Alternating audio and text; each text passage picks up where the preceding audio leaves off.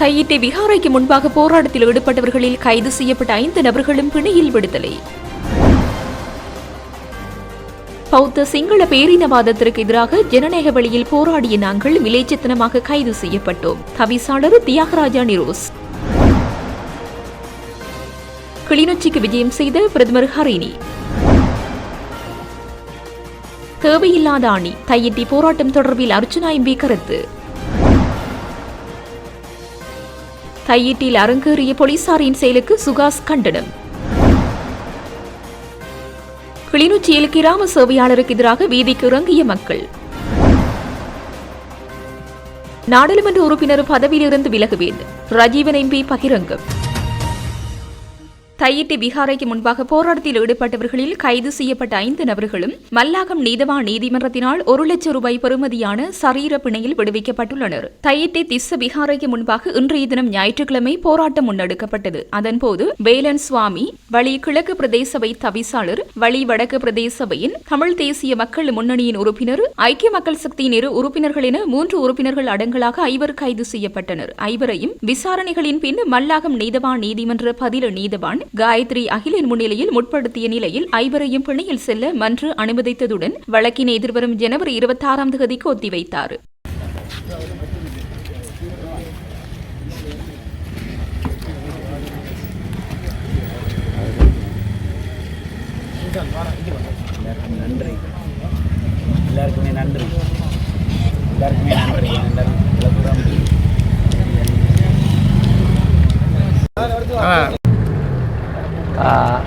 இன்றைய தினம் தையிட்டி பகுதியில் அமைக்கப்பட்டிருந்த சட்டவிரோத கட்டுமானமாகிய அங்கிருக்கின்ற அந்த விகாரை தொடர்பில் வலிவடக்கு பிரதேச சபையில் கடந்த அமர்வின் போது நிறைவேற்றப்பட்ட தீர்மானத்திற்கு அமைவாக அந்த கட்டடம் சட்டவிரோதமானது என்ற அறிவித்தலை துலாம்பரமாக அங்கே வெளிப்படுத்துவது சம்பந்தமாகவும், அத்துடன் இப்படியான ஒரு சட்டவிரோத கட்டடத்தோடு தொடர்புடைய விகாராதிபதி வேறு ஒரு விதமான ஒரு நியமனம் ஒன்று கொடுக்கப்பட்டிருக்கிறதாலும் அவை தொடர்பில் ஏதாவது இனிமேலும் இப்படியான வேலைகள் நடந்துவிடுமோ என்ற ஒரு அச்ச உணர்விலையும் ஒரு அமைதி வழியான ஒரு போராட்டம் ஒன்று அழைக்கப்பட்டிருந்தது. அந்த அமைதி வழியான போராட்டத்தில் ஈடுபட்டவர்கள் சட்டவிரோதமாக ஒன்று கூடினார்கள் என்றும் போலீசாருடைய கடமைக்கு இடையூறு செய்தார்கள் என்றும் குற்றம் சுமத்தப்பட்டு இன்றைய தினம் மல்லாகம் பதில் நீதவான் முன்னிலையில் முற்படுத்தப்பட்டிருந்தார்கள். அந்த வேளையில் அவர்கள் தொடர்பில் நாங்கள் செய்த சமர்ப்பணங்களின் அடிப்படையில் அவர்களை தலா 1 லட்சம் ரூபா பிணையில் கௌரவ நீதிபதி அவர்கள் விடுவித்து வழக்கை எதிர்வரும் 26ஆம் தேதி ஜனவரி மாதம் 2026ஆம் ஆண்டிற்கு ஒத்திவைத்துள்ளார். இன்றைய தினம் வலிவடக்கு பிரதேச சபையிலே ஏகமனதாக நிறைவேற்றப்பட்ட தீர்மானங்களின் அடிப்படையிலே வலிவடக்கு தையிட்டிலே அமைந்திருக்கின்ற சட்டவிரோத இந்த கட்டிடத்தை சிங்கள பௌத்த பேரினவாதத்தாலே விகாரை என்று அழைக்கப்படுகின்ற சட்டவிரோத கட்டிடத்தை அகற்ற வேண்டும், அந்த காணிகள் மக்களுக்கு ஒப்படைக்கப்பட வேண்டும். அது மட்டுமல்ல, பிரதேச சபையிலே நிறைவேற்றப்பட்ட ஏகமனதான தீர்மானம் இது சட்டவிரோத கட்டிடம் என்பதை 3 மொழிகளிலும் அங்கே அந்த பெயர் பலகையை வைத்தல் மற்றும் எதிர்காலத்திலே மக்களுக்குரிய காணிகள் அவர்களுக்கே வழங்கப்பட வேண்டும் என்ற அடிப்படையிலான ஒரு கவன ஈர்ப்பு போராட்டம் அமைதி வழியிலே நடந்தது.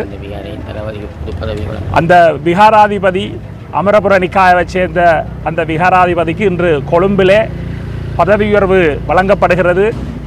ஆளும் கட்சியாகிய அனுர தரப்பினுடைய அமைச்சர் தலைமையிலே எதிர்க்கட்சி தலைவர் சஜித் பிரேமதாச பிரதம விருந்தினராக கலந்து கொள்ளுகின்ற ஒரு நிலையிலே ஆளுங்கட்சி எதிர்க்கட்சி என்று அனைத்து கட்சிகளும் சிங்கள பௌத்த பேரினவாதத்தினுடைய வெளிப்பாடாக ஒன்றிணைந்து அந்த அங்கீகாரத்தை வழங்குவதையும் வன்மையாக கண்டித்து வலிவடக்கு பிரதேச சபை தீர்மானத்தை நிறைவேற்றியிருந்தது.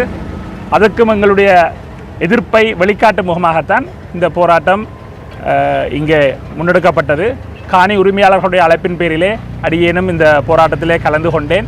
இந்த போராட்டத்திலே ஸ்ரீலங்கா போலீசார் மிகவும் மோசமாக எங்கள் எல்லோரையும் தாக்கி எங்களை தள்ளி வீழ்த்தி அவர்கள்தான் வன்முறையை தூண்டி எங்களை கைது செய்து இன்று நீதிமன்றத்திலே முன் கொண்டு வந்திருக்கிறார்கள். ஆகவே இது அடிப்படையிலே ஜனநாயக உரிமையை மறுத்ததாகவும் சமாதான சீர்குலைவை ஏற்படுத்துகின்ற செயலைத்தான் ஸ்ரீலங்கா அரசு காலத்துக்கு காலம் செய்து வருகின்ற என்ற ஒரு அடிப்படையிலும் மண் சரிவு வெள்ளப்பெருக்கால் மக்கள் பாதிக்கப்பட்டு துன்பப்பட்டு கொடுக்கக்கூடிய சூழ்நிலையில் கூட தங்களுடைய சிங்கள பௌத்த பேரினவாத நிகழ்ச்சி நிரலை ஸ்ரீலங்கா அரசு முன்னெடுத்து வருவதைத்தான் இது எடுத்து காட்டுகிறது. இன்றைய ஒரு விடயத்திலே வலிவடக்கு பிரதேச சபையிலே அனைத்து உறுப்பினர்களும் ஏகமனதாக இந்த தீர்மானங்களை நிறைவேற்றியதும் இன்று இந்த கவனஈர்ப்பு போராட்டத்திலே அனைத்து எங்களுடைய தமிழன் என்ற ஒரு உணர்விலே அனைவரும் ஒன்றுபட்டு அந்த போராட்டத்திலும் ஈடுபட்டது தமிழினத்தினுடைய ஒற்றுமையை உலகுக்கு பறைசாற்றி நிற்கிறது. அந்த ஒற்றுமையை கண்டு பொறுத்து கொள்ள முடியாத சிங்கள பௌத்த பேரினவாதம் இந்த கடும் நடவடிக்கையை எங்கள் மீது எடுத்திருக்கிறது என்றுதான் நாங்கள் இந்த இடத்திலே இதை தெரியப்படுத்துகிறோம். நன்றி.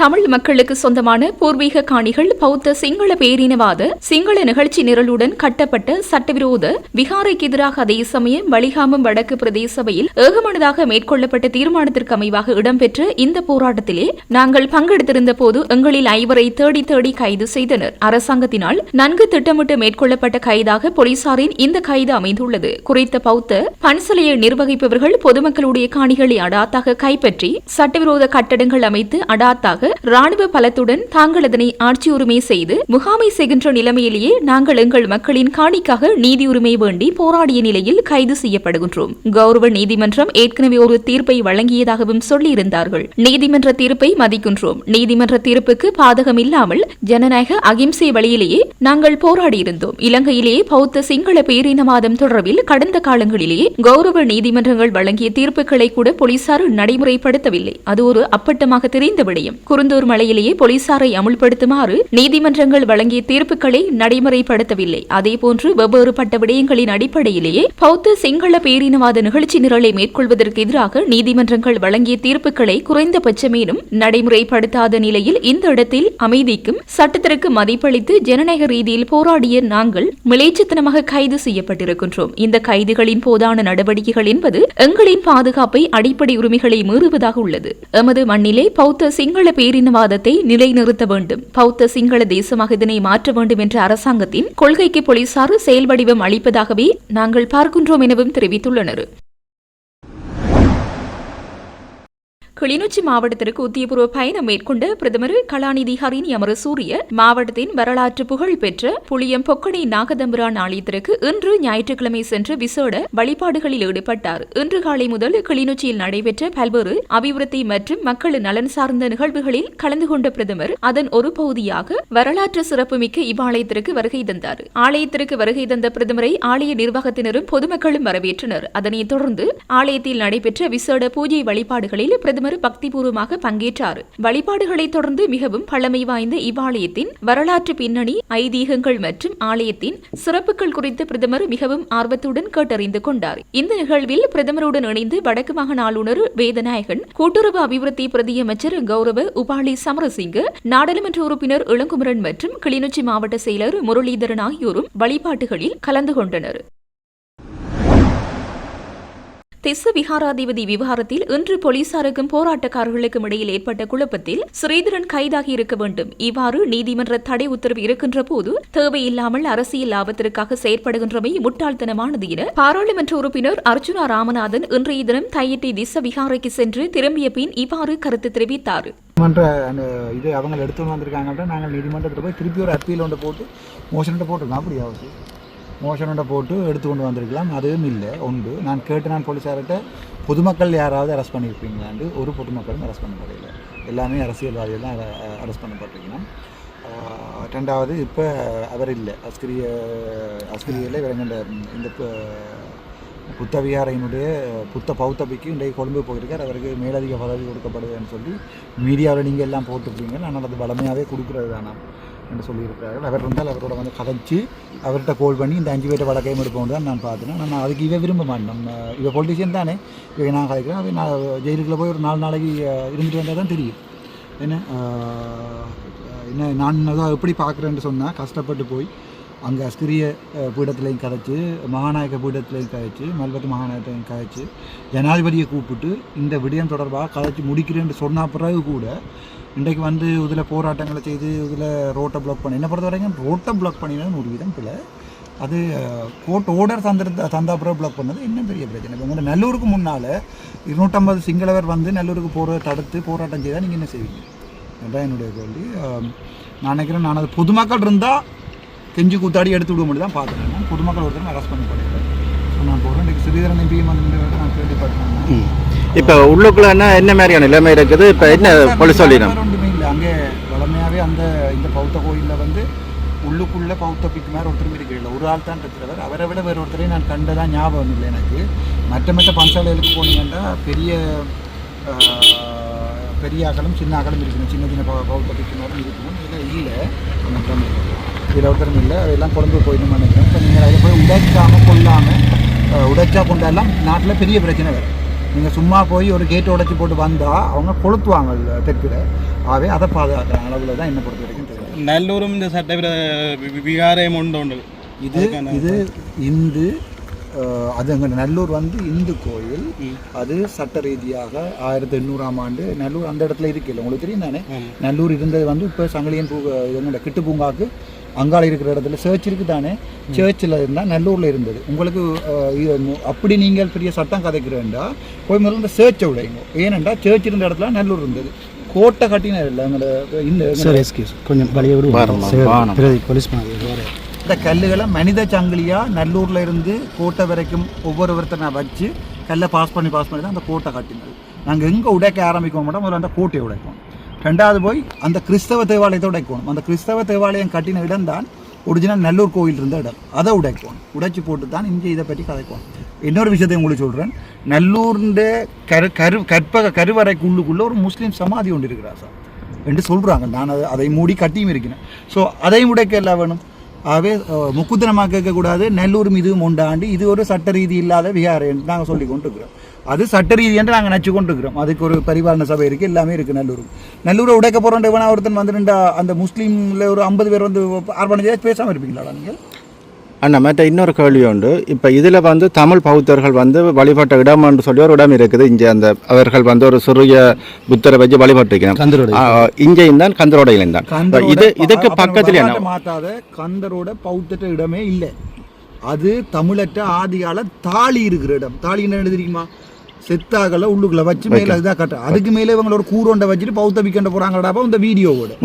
சரிதானே? அதை கொண்டு வந்து இதுக்குள்ள சேர்க்காது செய்யவே இல்லை. அதை இவங்க இப்போ பலாத்காரமாக பிடிச்சி ஆமீண்ட இதையும் போட்டு வச்சிருக்கிறாங்க. அதுவும் பௌத்த இடம். அது ஒன்றும் தமிழ் கந்தரோடையில் இப்படி தானே. இப்போ நாங்கள் கொழும்புல கொட்டாஞ்சேனியில் போய் பார்த்தாலும் 4 தமிழர் இருக்கிறோம். அதுக்காண்டு கொழும்பு கொட்டாஞ்சேனை தமிழ் இந்துக்கள் வாழ்ந்த இடம்னு சொல்லல. அது கொழும்பு. அண்ணா இப்போ நாங்கள் என்ன கேட்க வந்தோம்னா, இப்போ இதில் வந்து அவர்களுக்கான பொதுவான ஒரு இடம் ஒன்று இருக்குது, அது முதலே வழிபட்ட இடம். ஆனால் அதை மீறி தான் வழிபட்ட இல்லையா? இப்போ 1971ஆம் ஆண்டு 72ஆம் ஆண்டு ஒரு வயசு போன தமிழ் ஐயா ஒரு ஆள் இருந்த பௌத்த பிக்கு விகாரையை கட்டுக்கண்டு தண்ட காணி எழுதி விட்டு போயிருக்கேன். அந்த உறுதியை அந்த மனுஷன் வச்சிருக்குது. அதுதான் அந்த 9 ஏக்கர் 9 பரப்பு அல்லது 12 பரப்பு காணி. ஆனால் அதுக்கு பதிலாக இப்படி காடு வத்தி இருக்கேங்க இப்போ கொண்டு இந்த காணிக்கெலாம் காட்டிட்டோம். விஷயம் தெரியாமல் காணிக்கெலாம் காட்டிட்டோம். இப்போ அந்த 9 ஏக்கருங்கிட்ட தந்தானே ஆகணும். தந்தா வேண்டதுக்கு எங்கண்டாக்கள் ரெடி இல்லை. மொத்தம் 18 குடும்பத்தில் 4 குடும்பம் ஏற்கனவே வந்து தங்கண்ட காணியில் விடுவிக்க சொல்கிறதுக்கு ஓமன்னு சொல்லி கூட்டிகிட்டு போனது. மிச்சம் 16 பேரில் ஒருத்தருடையும் ஒரிஜினல் உப்பு ஃப்ரீயாக லோயர் தரலாமடாப்பா. உங்களுக்கு 5% நீங்கள் காசெல்லாம் அளிக்க வேண்டாம். உங்களுக்கு நாங்கள் வழக்கு போடுறோம். லோயர் ஃப்ரீயாக தரலாம். உங்களுக்கு 6 ஒரு ஆள் வாரீங்களா? உண்டு எல்லாமே பேர் அந்த வெளிப்படுத்தல் ஒப்பண்டை ஒன்றை வச்சு கொண்டு தான் இருக்கிறேன். வெளிப்படுத்தல் ஒப்பு சட்ட ரீதியாக செல்லுபடியா? இது தெரியும் தானே உங்களுக்கு. வெளிப்படுத்தல் ஒப்பண்டா என்ன? உங்களுடைய அப்பா அம்மாண்ட காணியை நான் வந்து நீங்கள் வெளிநாட்டு போயிட்டீங்கன்னு வைங்கோன், பரம்பில் ஒருத்தர் இல்லைனுங்கோன், கொஞ்ச நாளைக்கு குப்பையை போட்டு எரிச்சு போட்டு சொல்ல நான் இதை மெயின்டைன் பண்ணி நான் 10 வருஷம் போட்டு தேச வளர்ச்சி சட்டத்தில் வெளிப்படுத்தல் ஒப்ப முடிக்கிறது. இந்த காணி இவ்வளோ ஆளை நான் பராமரிச்சுன்னா இது என்னுடைய காணி. என்றைக்கு ஒரிஜினல் காணிக்காரன் வாரானோ வீட்டை போகணும். அவ்வளோதான். சரிதானே? ஆகவே வெளிப்படுத்தல் ஒப்புகளை வச்சுக்கொண்டு நாங்கள் இங்கே ஒன்றுமே செய்யலாம். உண்மையான இது இருந்தால் வாங்க, நாங்கள் வழக்கு போட முடியும்னு சொல்கிறோம். நாங்கள் அப்படி உண்மையான உப்பு இருந்தாடாப்பா நாங்கள் காணியை வேண்டி தர மட்டும் தான் சொல்கிறோம். அதுக்காண்டி அந்த விகாரை இருக்கிற அந்த விகாரையை கிளப்பிட்டு போடலாது தானே. இதில் சில்லறதனமான அரசியல் நடக்குது. இல்லை சிறியரணம் வந்து நிற்கிறார் வெக்க கேடுಏನண்டா தமிழ் ஜனத்தை சும்மா உசுப்பேத்தி இப்போ சிறியரணை போய் உடைக்க சொல்ல மிச்ச ஜனத்தை வீட்டை போக சொல்லி போட்டு நானும் சிறியரனும் போய் உடைக்கிறோம் வர சொல்லணும். 2 பேரையும் அரெஸ்ட் பண்ணுவாங்க. எனக்கு பழக்கம். நான் 19 நாள் ஜெயிலில் இருந்தேன் தானே, நான் அப்படியே இருந்துட்டு வருவேன். சிறியரனையும் வர சொல்லுவோம்.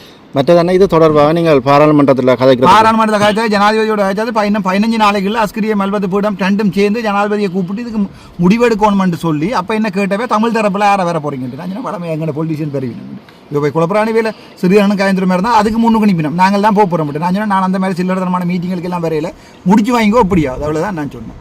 சரி இது ஒரு சில்லறதனமான வேலை அணுதில்லை. ஒரு பிரேச சபைக்கு குடும்பத்தில் 5 பேருக்கு தானே பிரேச உறுப்பினருக்கு இருந்த 30 பேருக்கு 150 பேர் ஆகுன்னு போராடி இருக்கணும். பிள்ளை குட்டியெல்லாம் கூட்டிக்கணும் வந்து என்ன பிரேச உறுப்பினருக்காக மட்டும்தான் வந்து மனசு பிள்ளைகள் வரையிலாது போராடுறேன்டா அடி. இப்போ இப்படி குழப்புறதால இப்போ நீ இப்போ கத்தி போட்டு குளறி இப்போ ஜெயிலுக்குள்ள போகிறதாலும் இந்த யாரை போயிடுமா இல்லை சும்மா ஒரு நுழைஞ்சுக்காண்டி கேட்குறேன். போக மாட்டேன் நானும் வந்து கத்து வந்தானே ஒன்றுமே நடக்காது. சட்ட ரீதியே இல்லாத விகாரையை சட்ட ரீதி இல்லாமல் உடைக்கலுமா அவங்களால? நான் சும்மா ஒரு நொலேஜுக்காக கேட்குறேன். அந்த விகாரம் 100% சட்ட ரீதி இல்லாத விகாரம்.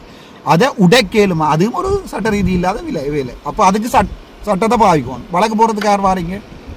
ஒருத்தரும் வரையில் யார்கிட்ட உறுதி இருக்குது? ஒருத்தரும் இல்லை. பிடிச்சி உள்ளிட்டு போய் இந்த 5 பேரும் உள்ளே கூட்டிகிட்டு போயிடாலும் சரியான கவலை எனக்கு. யாரோ சொன்ன ஓடு இருக்குது. கயந்திரமார் பொண்ணமெல்லாம் இப்போ இந்தியாவில் ஆமக்கறி சாப்பிட்டுன்னு இருப்பேன் சரிதானே. ஆனால் இங்கே இந்த 5 தான் போகுது. இன்றைக்கு 6 நாளைக்கு நானும் பாராளுமன்ற உறுப்பினர் ஆமன்னு நினச்சிக்கொண்டு நானும் மாநசபை உறுப்பினர் ஆமன்னு நினச்சிக்கொண்டு இந்த 5 இப்போ நான் ஜெயிலுக்கு போன இப்போ என்ன சாமான ஜெயிலுக்கு போன பம்மலா விம்மலா என்னடா சொல்கிறது செம்மல் ஜெயிலுக்கு போன செம்மல்ண்டு நாளைக்கு போஸ்ட் போட்டு கொண்டு டிக்டாக் போட போகுது. நானும் ஜெயிலுக்கு போனான் அப்படியே போலீஸ்கார சும்மா நின்றா அவன் மூக்க தொட்டா அவன் அடிச்சு உள்ளே போடுவான் தானே. அது வெற்றி இல்லை. விளங்க ஏதாவது சனத்துக்கு பிரியோசனமான ஒன்றுக்கு போயிருக்கணும் முள்ளுக்கு இல்லை. என்ன செஞ்சவன் சொல்லும் போது இப்போ 20 வருஷமாக கேந்திர மாதிரி இருக்கிறார். இந்த இதில் சிறிதரன் 10 வருஷம் 15 வருஷமாக இருக்கிறார். அப்பெல்லாம் கண்ணுக்கு தெரியல அந்த வியார இவங்களுக்கு இந்த அரசியல் இருக்கிறவங்களுக்கு உண்டு. தமிழ் இளம் போராடினவங்களுக்கு செத்து போனான்டா மண்ணுக்குள்ள போயிட்டான். கை கால் இல்லாமல் இருக்கிறாங்க, கண் இல்லாமல் இருக்கிறார்கள், சாப்பிட வடி இல்லாமல் இருக்கிறாங்க. ஆனால் இந்த பரதேசியல் தமிழில் வந்து அங்கே நல்லூரடியில் திலிவென்ற இடத்துக்கு யார் வாடகை எடுக்கிறதுக்கு அடிபாடு. அதுக்கு பிறகு திருப்பி எங்கேயா இது ஒன்று நடத்துகிறேன்னு சொன்னால் அதில் யார் கண்காட்சி வைக்கிறேன் அவ்வளோ கண்காட்சியும் அந்த இடமும் வாடகையும் தான் எங்கள்கிட்ட தமிழ் இடம்.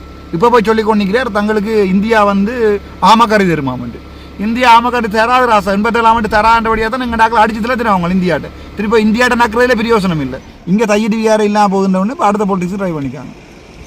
3ஆம் தேதி தையிட்டி விகாரவாதி ஒரு பாதுகாப்பு கோரி கேட்டிருக்கிறாரு. அப்போ நான் ஏதாவது தெரியுமா உங்களுக்கு? எனக்கு தெரியும் 100% தெரியும். ஏனென்றால் இப்போ நான் இருக்கிற வீட்டுக்கு இப்போ இந்த காருக்கு சரிதான் இந்த காருக்கு யாராவது அரசியல்வாதியோ இல்லாட்டி யாராவது ஆள் கை வச்சா நான் என்ன செய்வேன்? வாய்க்களப்புவ வரும். அதில் எந்த சந்தேகமும் இல்லை. அது எந்த யாருந்தாலும் யார் முடிஞ்சால் கையை வச்சுப்பேன். வாய்க்களப்புவ வரும். அப்படா அவன் இருக்கிற இடத்துல நீங்கள் டெய்லி வந்து ஏதாவது செய்வீங்கன்ற ஒரு பயத்தில் இருப்பேன். நாங்கள் போய் கொட்டாஞ்சனிலையோ கொழும்புலையோ வெள்ளவத்திலையோ இருக்கிறோம். ஒரு 30 சிங்களவன் நான் அடிக்க வலிக்கிறான். நான் எங்கே போவேன்? நான் போலீஸ்காரன்ட்ட தான் போய் பாதுகாப்பு கேட்பேன். பாதுகாப்பு கேட்டு அதை பெருசாகி அனுர அரசாங்கத்துக்கும் வேணும். இந்த இப்படி கொண்டு புகஞ்சோட்டு இருக்கிறது தான் இவ்வளோ இங்கே யாருக்குமே போய் பிரச்சனையை முடிக்க. ஒருத்தருமே புண்ணுக்கும் எனக்கு பழக்கம் புண்ணுக்கும் மருந்து கட்டி எனக்கு சொரிஞ்சு பழக்கம் சரிதானே. வார எல்லா பேஷண்ட்டை புண்ணையும் சொரிஞ்சு விட்டுட்டு அடுத்த முறை கொண்டு வந்து காட்டுங்க இன்னும் கொஞ்சம் சொரிஞ்சு அந்த நாய்வேலை நான் பார்க்குறேன். நான் வார சனத்தை சொல்கிறது டயபெட்டிக் இருக்கா டயபெட்டிக்கை மாற்றி போட்டு மருந்து குடிச்சு போட்டு புண்ணை காயத்தை மாற்றண்டா அதான் எனக்கு பழக்கம். பிச்சைக்காரனோட புண் மாதிரி எந்த நேரம் வந்து இதில் குளாடி கொண்டிருக்கிறீங்க வாங்க வழக்கு போடுவோம்ண்டா இயலாது. சரி ஜனாதிபதி போய் கதைப்போம்ண்டா இயலாது. ஒரு என்பிபி பாராளுமன்ற உறுப்பினரும் இங்கே இல்லை. வலியாமத்தில் வாக்கு வேண்டினது யார்? என்பிபி. நாங்கள் வலியாமத்தில் வேண்டினாங்க. எங்களுக்கு வாக்கு போடுறது தென்மராட்சி ஜனமும் இங்கே தீவுபாக்க ஜனமும் தான். அப்போ ஒரு பாராளுமன்ற உறுப்பினரும் இங்கே ஏன் வரையில கூப்பிடுங்க. உலங்குமரன் எங்கிட்ட ரஜீவன் எல்லாரையும் கூப்பிடுங்க கொஞ்சம் கதைப்போம். நான் வந்து நினைக்கிறேன் தானடா பயம் இல்லாமல். இப்போ போலீஸ் பாதுகாப்பும் இல்லை ஒன்றும் இல்லை. அவன்ட போலீஸ் பாதுகாப்பு எடுத்து போடு சிறியரன் ஐயா அவன்ட எம்எஸ்டி பாதுகாப்பு எடுத்து போட்டு இங்கே வந்து குளறிங்க. வெக்கமா இல்லையாடா? வெக்கமா இல்லையா? போறாண்டா இப்படி போகணும் தம்பி துணிஞ்சு சரிதானே. சரி நன்றி. கவலை என்னண்டா எம்எஸ்டி பாதுகாப்பும் எடுத்துக்கொண்டு சிறிதரன் இதில் வந்து குளறி கொண்டு நிற்கிறேன். ஏன் அந்த நக்கல் வேலை? தான் ஒரு ஒழுங்கான உண்மையான தமிழரண்டா இப்போ என்னது கேடாப்பா நீ என்ன உண்ட சொந்தமாக நீ உன்னை பாதுகாக்க தெரிஞ்சிருப்போம் சரிதானே. அதுக்கு வக்கீல்ல எம்எஸ்சிக்காரன் பாதுகாக்க இங்கே வந்து குளறு வேறாம். என்ன அரசியலடா? சிங்களவன் ஒருத்தன் அவரை பாதுகாக்க அவர் இங்கே வந்து குளறு வேறாம். என்ன அரசியல் இது? இன்னொரு அரசியல். இவரோட தமிழ் படியை பிடிச்சி எம்எஸ்டியாக போட்டுருக்கலாம் தானே. எனக்கு பொறுப்பா தனக்கு தெரிஞ்ச ஒருத்தனை கூட்டிக்கொண்டே காலத்துறையில் ட்ரைனிங் எடுத்து போட்டு தமிழ் ஒருத்தனை வச்சிருக்கலாம் தானே. என்னத்துக்கு சிங்களவன் தான் வந்து உங்களை பாதுகாக்க வேணும். இங்கே வந்து குளரவும் வேணும். 10 நிமிஷம் குளர்னா 1 மந்த்துக்கு அது கொஞ்சம் நாளைக்கு ஓடும். சில்லறை அரசியல் நான் செய்யணும் நான் சொல்லுங்களாப்பா. கஷ்டப்பட்டு ஒவ்வொருத்தர் இந்த நாட்டில் அடிபட்டு தமிழீழ மண்டை ஒன்றை கொண்டு வந்து 3 இதையும் கொண்டு வந்து கடற்படை, வான்படை, இதுபடை, கரும்புலிப்படைன்னு எல்லாத்தையும் கொண்டு வந்து நீதிமன்றத்தை கொண்டு வந்து போலீஸாரை கொண்டு வந்து எல்லாத்தையும் கொண்டந்தும் அடித்து துவைச்சு கொண்டே முள்ளு வாய்க்காலில் புதைச்சி எரித்து சாம்பலாக்கி வச்சுருக்காங்க. பேந்தும் மிச்சம் இருக்கிற சனத்தையும் கொண்டே அடித்து துவைக்க வாடா.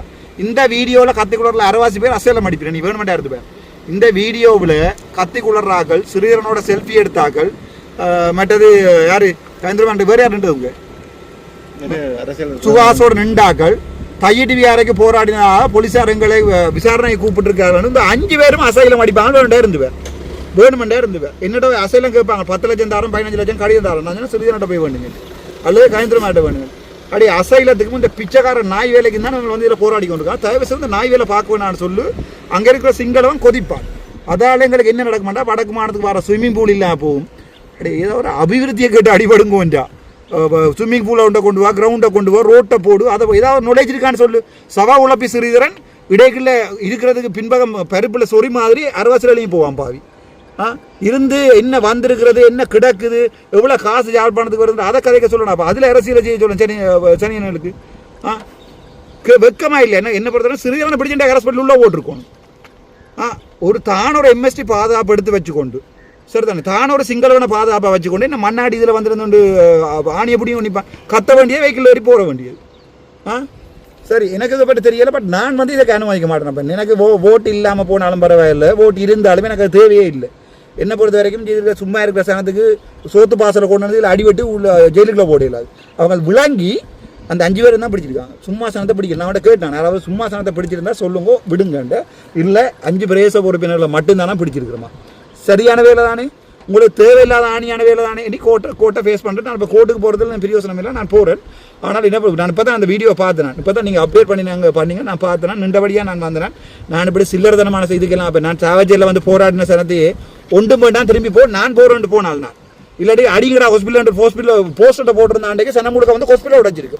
எத்தனை பேர் அரெஸ்ட் பண்ணிப்பாங்க, எத்தனை பேர் சுற்றுப்பானுங்க, எத்தனை பேருக்கு அம்மா அப்பா இல்லாமல் போயிருக்கும். எந்த ஒரு எம்எஸ் போஸ்ட்டுக்காண்டி நான் சொல்லவாடா சனத்தில் போய் பொலிசில் அடி வேண்ட சொல்லி சும்மா சில்லறத்தரமான அரசியல் வேணா சொல்லுவாங்க. அங்கே வந்து இந்த நாதாரியெல்லாம் சில்லறத்தரமான அரசியல் செய்தவன் சிறியரன் தான் வந்து உள்ளே வந்து போட்டு என்னோட கதைச்சேன்னு சொல்லி போய் சொன்னவன். அதால தான் நான் இப்போ வந்து எம்பியாக இருக்கிறேன். நாளைக்கு முன்ன நடக்குமாண்டா இந்த தையிட்டு வியாரோட வேற ஒருத்தர் எம்பியாக போய் இவர் வீட்டை வைப்பார். அவர்கிட்ட சொல்லுங்க பிரியோசனமாக மண்டேக்கில் ஏற்ற மாதிரி ஏதோ எம்பி பிடி இடி எல்லாம் படிச்சிருக்கிறோம், அதுக்கேற்ற மாதிரி அரசியலை செய்வோம். சில மணி நேரங்களுக்கு முன்னர் தையிட்டில் நிலவிய பதற்றமான நிலைக்கு வன்மையான கண்டனத்தை தெரிவித்துக் கொள்கின்றோம் என தமிழ் தேசிய மக்கள் முன்னணி பேச்சாளர் கனகரத்னம் சுகாஸ் தெரிவித்துள்ளார். இவ்வாறு ஊடகங்களுக்கு வெளியிட்ட அறிக்கையிலேயே குறிப்பிட்டுள்ளார். அதில் மேலும் குறிப்பிடப்பட்டுள்ளதாவது, இன்றைய தாக்குதல்களும் கைதுகளும் அனுரகுமார தலைமையிலான ஜேவிபி என்பிபி அரசாங்கத்தின் இனவாத கோரமுகத்தையே காட்டுகின்றது. எங்களின் போராட்டத்தை கொச்சிப்படுத்தியவர்களே ஒரு கணம் சிந்தியுங்கள். இன்றைய தினம் இந்து மத தலைவருக்கு நடந்தது நாளைக்கு உங்களுக்கும் நடக்காது என்பதற்கு என்ன உத்தரவாதம்? நாங்கள் போராடுவது உங்களுக்கும் சேர்த்துத்தான் என்பதை மறவாதீர்கள். போற்றுவோர் போற்றட்டும், தூற்றுவோர் தூற்றட்டும். இனத்துக்கான போராட்டம் தொடரும். இலக்கொன்றே இனத்தின் விடுதலை என குறிப்பிட்டுள்ளார். கிளிநொச்சி பச்சிலை பள்ளி பிரதேச செயலங்களுக்குட்பட்ட வண்ணங்கணி, சஞ்சீவநகர், ஆராதி நகர் ஆகிய கிராமங்களைச் சேர்ந்த மக்கள் தமது கிராம சேவையாளருக்கு எதிரான கவனஈர்ப்பு நடவடிக்கை ஒன்றினை இன்று முன்னெடுத்தனர். 100க்கும் மேற்பட்ட குடும்பங்களைச் சேர்ந்தவர்கள் வெள்ளத்தால் பாதிக்கப்பட்டுள்ள நிலையில் கிராம சேவையாளர் நேரில் சென்று பார்வையிடவில்லை என மக்கள் குற்றம் சுமத்தியுள்ளனர். தமது நிலைமையினை பார்வையிடுமாறு தொலைபேசியூடாக கேட்ட குடும்ப பெண்ணிடம் சோத்திற்கு வழியில்லாதவர்களுக்கு சாமான் கொடுக்கவில்லை என கீழ்த்தரமாக ஏசியதாகவும் கிராம மக்கள் தெரிவிக்கின்றனர். ஜனாதிபதியின் ஆலோசனை அனர்த்தங்களால் பாதிக்கப்பட்ட மக்களை நேரடியாக பார்வையிட்டு அவர்களுக்கான கொடுப்பனவுகளையும் உதவிகளையும் வழங்குமாறு கோரிய நிலையில் தாம்பல வாரங்களாக வெள்ளத்தில் மூழ்கியுள்ள நிலையிலும் கிராம சேவையாளர் தம்மை பார்வையிட்டு அனர்த்தம் தொடர்பான எவ்வித பதிவினையும் மேற்கொள்ளவில்லை எனவும் கிராம மக்கள் தெரிவித்தனர். தம்பகாமம் கேன் 86 கிராம சேவையாளர் பிரிவுக்குட்பட்ட வண்ணாங்கேணி, சஞ்சீவநகர், ஆராதி நகர் ஆகிய பகுதிகளில் யுத்தத்தின் பின்னர் மக்கள் படிப்படியாக மீள குடியேறினர். அவர்களில் காணியற்ற மக்களுக்கு அரச காணிகள் வழங்கப்பட்டன. செய்யப்பட்ட காணிகளில் கடந்த 5 வருடங்களுக்கு மேலாக மாரிக்காலங்களில் மக்களின் வீடுகள் மற்றும் தோட்டக்காணிகளில் வெள்ளம் புகுந்து பிரதேசமே வெள்ளக்காடாக காட்சியளிக்கின்றது. இதனால் அன்றாடம் தொழில் செய்யும் வண்ணாங்கேணி, சஞ்சீவநகர், ஆராதிநகர் ஆகிய கிராமங்களைச் சேர்ந்த மக்களின் இயல்பு வாழ்க்கை பாதிப்படைந்து வருகிறது. குழந்தைகள், முதியவர்கள் வசிக்கும் வீடுகளில் இடுப்பிற்கு மேல் வெள்ளம் நிற்பதால் தம்மால் தொடர்ச்சியாக மழைக்காலம் நிறைவடையும் 5 மாதங்கள் வரையும் தாம் சொல்லென துன்பங்களை அனுபவித்து வருவதாகவும் பிரதேச மக்கள் தெரிவிக்கின்றனர். குறித்த பகுதியில் உள்ள குளம் ஒன்றினை புனரமைப்பு செய்து வெள்ள நீர் முறையாக வழிந்தோடுவதற்கு கிராம அமைப்புகள் ஒன்றிணைந்து ஏனைய அரச தரப்புகளிடம் அனுமதி பெற்ற நிலையிலும் கூட அதற்கு கிராம சபர் முட்டுக்கட்டை போடுவதாகவும் பாதிக்கப்பட்ட மக்கள் குறிப்பிடுகின்றனர். வந்து இந்த தண்ணிக்கா இருக்கிறீங்க எல்லாம் வந்து கதைச்சவா நான் பிள்ளையும் பார்க்க இந்த அங்கே ஏஜோஸ்க்கு நாங்கள் போய் சாங்கு அந்த குழந்தைங்களுக்கு விரிக்கிறதுக்கு சாங்கு கேட்கவே தெரியல. எங்களுக்கு ஒரு உதவியும் இல்லை. எங்களுக்கு நாங்கள் இந்த பிள்ளைக்கு ஒன்றுமே உதவி செய்யலை. நேற்று நுழம்பு ஒன்று தான் அந்த வேறு ஒன்றுமே உதவி செய்யலை. இதுக்கு சரியா தண்ணி ஈரம் ஒன்றுமே எங்களுக்கு செய்யலாது.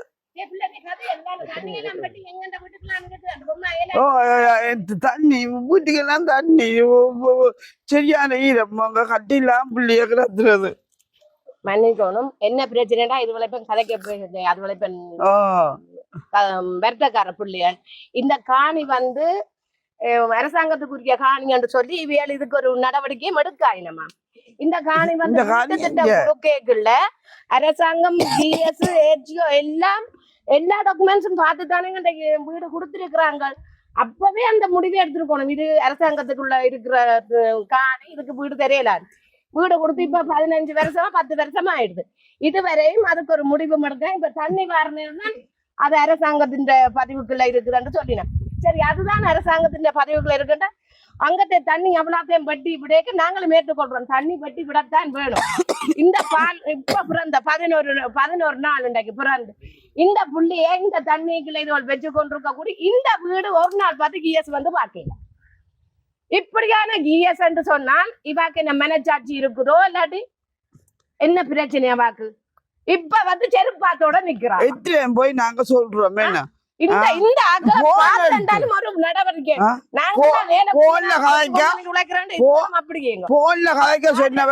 இந்த காணிக்க இருக்கிறான் கேட்டவன் உங்களுக்கு குளத்துக்கு உங்களுக்கு வீடு போட்டு தந்தவன் அதுதான் கேட்கலாம். எங்களை